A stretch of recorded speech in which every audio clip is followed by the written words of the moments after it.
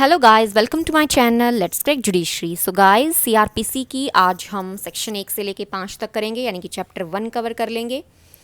देखिए, सीआरपीसी में मैंने सेक्शंस 61 से लेके और आपको 203 तक करवा दिया है, ठीक है। लेकिन ये शुरू की वीडियोस थी, इनकी क्वालिटी कुछ अच्छी नहीं थी और तब मेरे पास ट्राइपॉड भी नहीं था, तो थोड़ा सा मतलब क्लियरली विजिबल नहीं था और समझ भी नहीं आ रहा था। तो इसीलिए आज हम सेक्शन 1 से 5 करेंगे। 4-5 वीडियो लगेंगी, 1 से 60 1 से 60 मैं कवर करवा दूंगी सेक्शंस, ठीक है।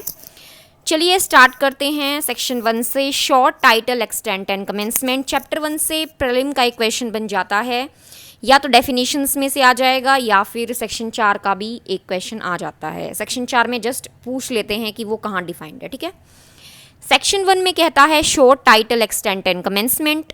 तो इस एक्ट को सीआरपीसी कहा है, सिंपल। सेकंड में कहा है कि कहाँ एप्लीकेबल है, होल ऑफ इंडिया। और इसी में ध्यान रखना, होल ऑफ इंडिया में एक चीज़ कही है कि ये पूरा कोड जो है नागालैंड और ट्राइबल एरियाज़ में अप्लाई नहीं होगा, ठीक है। लेकिन 8, 10, 11 चैप्टर अप्लाई होंगे, ठीक है। इनको छोड़कर पूरा जो प्रोविजंस है कोड का वो अप्लाई नहीं होगा नागालैंड और ट्राइबल एरियाज़ पे। ट्राइबल एरियाज़ के साथ एक्सप्लेनेशन पढ़ लेना। ट्राइबल एरियाज़ जो 6 शेड्यूल में है कॉन्स्टिट्यूशन के, वही बताते हैं, ठीक है।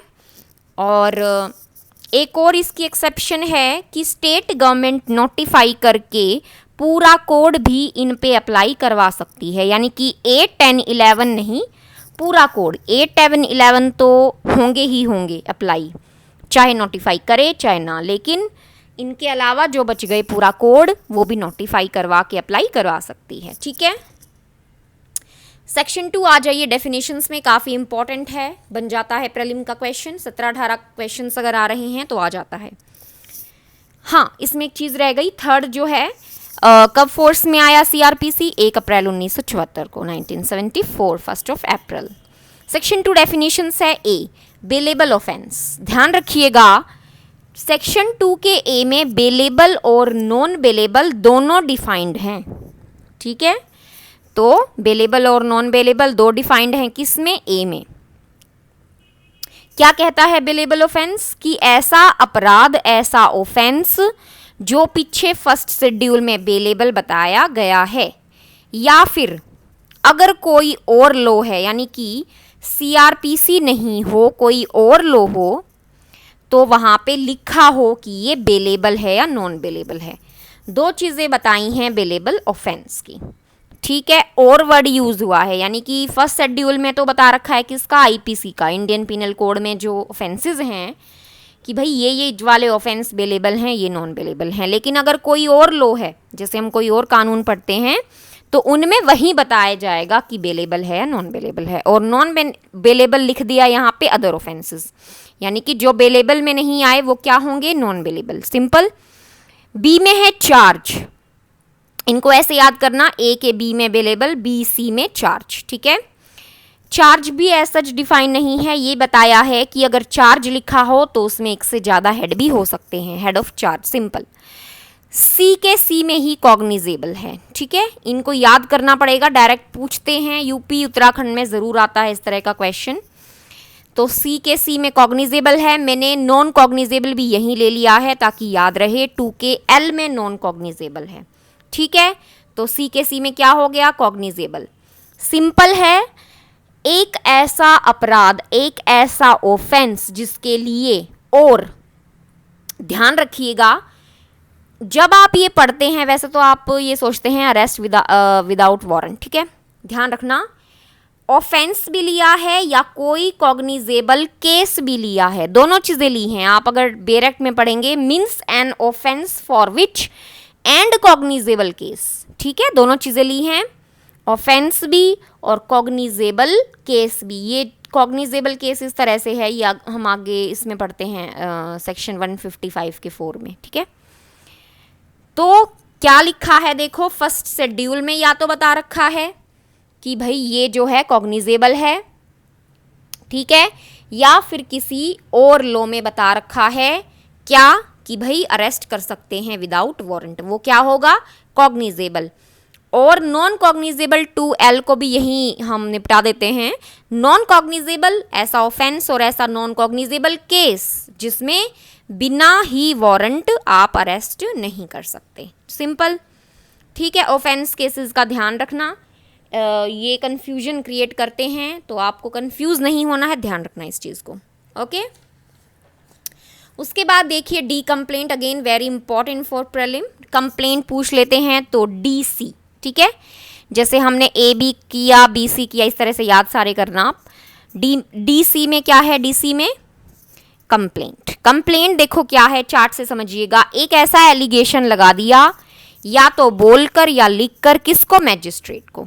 अब कंप्लेंट यानी कि कहाँ होती है, मैजिस्ट्रेट के पास। एलिगेशन लगा दिया ऑरली या फिर राइटिंग टू मैजिस्ट्रेट, और किसके खिलाफ, जिसने ऑफेंस किया है उसके खिलाफ ये एलिगेशन है, और वो पर्सन या तो पता है कौन है या अननोन है, ये एक्यूज्ड के बारे में है। ठीक है, पर्सन नोन है या अननोन है, यानी कि आप कंप्लेंट लिखवाने गए ऑरली या राइटिंग में, मैजिस्ट्रेट को दे दिया कि भाई वो एक्शन ली, लेकिन आपको ये नहीं पता किसने ऑफेंस कमिट किया है, तो इसीलिए बोल दिया नोन और अननोन। ठीक है, ध्यान रखना पुलिस रिपोर्ट नहीं आती है। ठीक है, 2R में है ये पुलिस रिपोर्ट, तो ये कंप्लेंट में नहीं आती है, लेकिन एक्सप्लेनेशन पढ़ना। एक्सप्लेनेशन कहती है, मान लो पुलिस ऑफिसर एक रिपोर्ट तैयार करता है जिसमें किसी भी ऑफेंस के लिए, तो उसमें पता चलता है नॉन कॉग्निजेबल ऑफेंस है, उसको फिर माना जाएगा कंप्लेंट। ठीक है, एक रिपोर्ट बनाई है पुलिस ऑफिसर ने, मान लो इन्वेस्टिगेशन के बाद पता चला कि भाई ये तो नॉन कॉग्निजेबल के ऑफेंस है, तो उसको कंप्लेंट मान लिया जाएगा, डिम्ड कंप्लेंट लिखा हुआ है, और जो पुलिस ऑफिसर है उसे कंप्लेनेंट मान लिया जाएगा।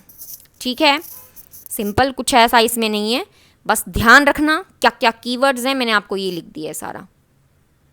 ई में हाई कोर्ट है, नॉट सो इम्पॉर्टेंट, बस ये याद रखना ई में हाई कोर्ट है। एफ में है FI इंडिया, FI से याद करना इंडिया है, इसमें भी कुछ खास नहीं है। फिर G में है इंक्वायरी, ये इंपॉर्टेंट है, G में इंक्वायरी है, G से कर लेना GIG। ठीक है, ट्रायल से अलग जो होगी वो इंक्वायरी होगी, और इंक्वायरी कौन करेगा, या तो मैजिस्ट्रेट या कोर्ट, सिंपल। और H में है इन्वेस्टिगेशन, अगेन वेरी इंपॉर्टेंट, तो हाई कर देना।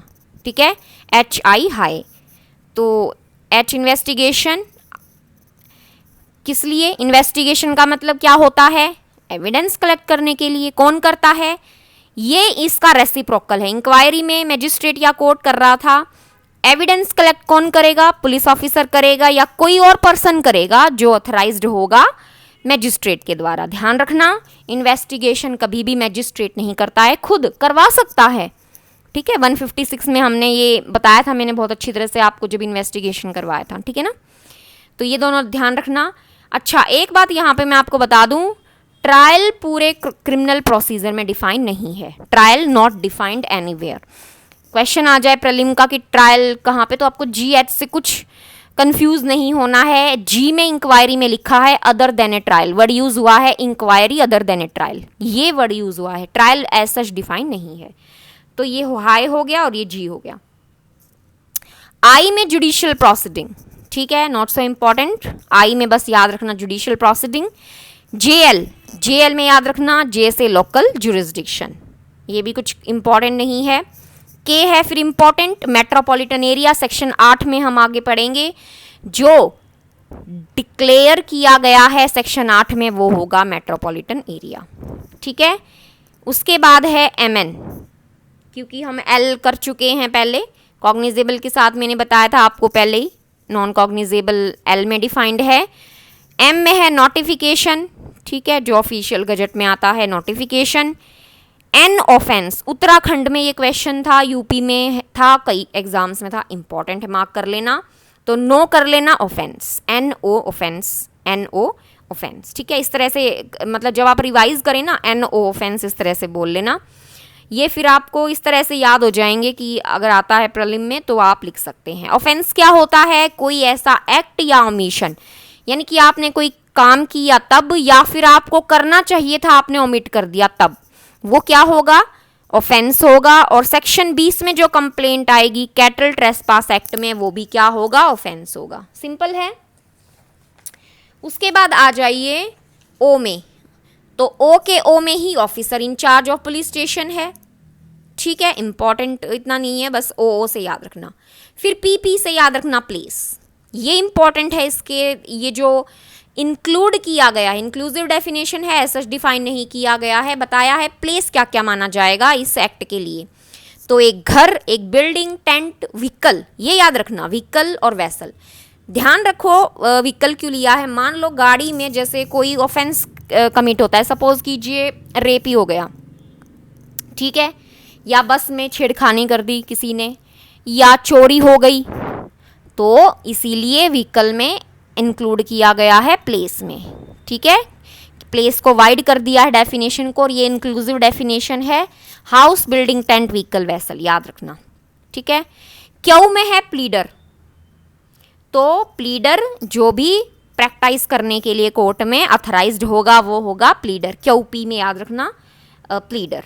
आर में पुलिस रिपोर्ट के आगे लिख लेना, हमने 173 में पढ़ा पुलिस रिपोर्ट, मैंने आपको करवाई है ये बहुत अच्छी तरह से 173 पे पूरी वीडियो, मेंस का क्वेश्चन भी करवाया था, तो दोबारा बताने की ज़रूरत नहीं है, बस ये याद रखना सेक्शन 173 के 2 में क्या है? Police report.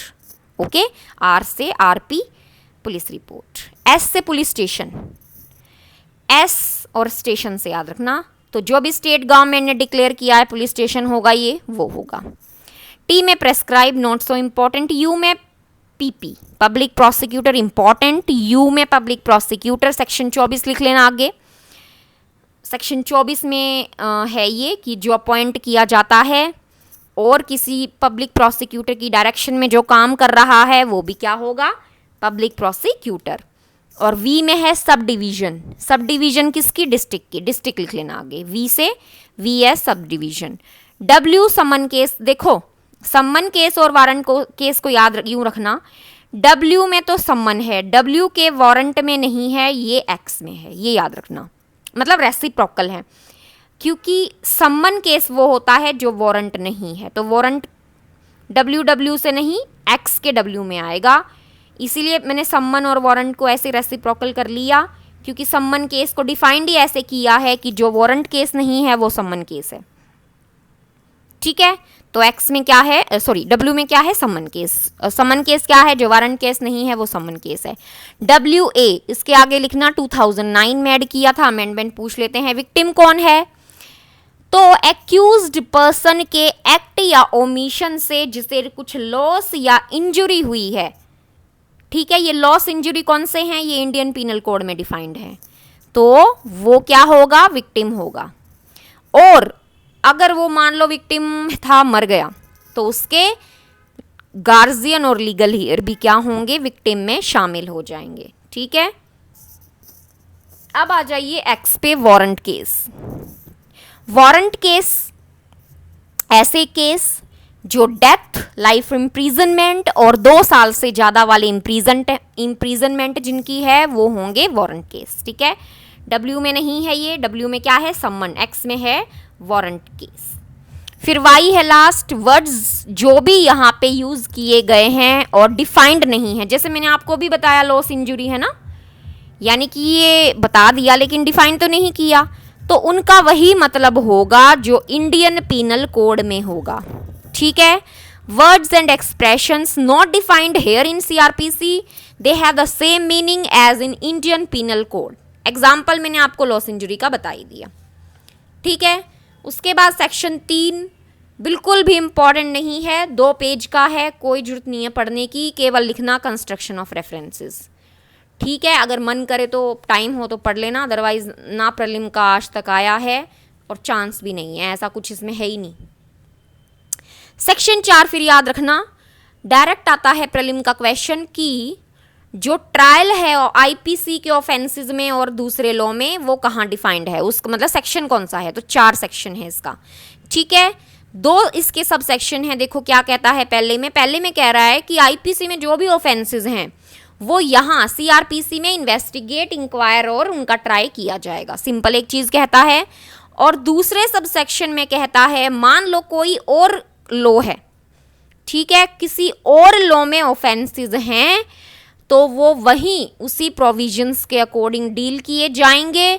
और बट देखो वर्ड हुआ है बट सब्जेक्ट टू इनेक्टमेंट, और उनका अगर प्रोसीजर मैनर यानी कि जो भी इंक्वायरी ट्राई होगी वो उनका अलग से जो है अगर फोर्स में है वो प्रोविजंस जो तो वही अप्लाई होंगे, वहां सीआरपीसी अप्लाई नहीं होगा। ठीक है, तो सेकंड एक बार बेरक में से पढ़ लेना। क्रक्स यही है बात का कि all offences under any other law shall be investigated, inquired into, tried and otherwise dealt with according to the same provisions. ठीक है, but subject to any enactment for the time being in force, जो regulate करता है manner को और place, मतलब जो भी उनके लिए जो प्रोविजंस दिए गएंगे इंक्वायरी, इन्वेस्टिगेशन, ट्राई के लिए वो वहीं पे जो दूसरे लॉ में लिखा गया है वही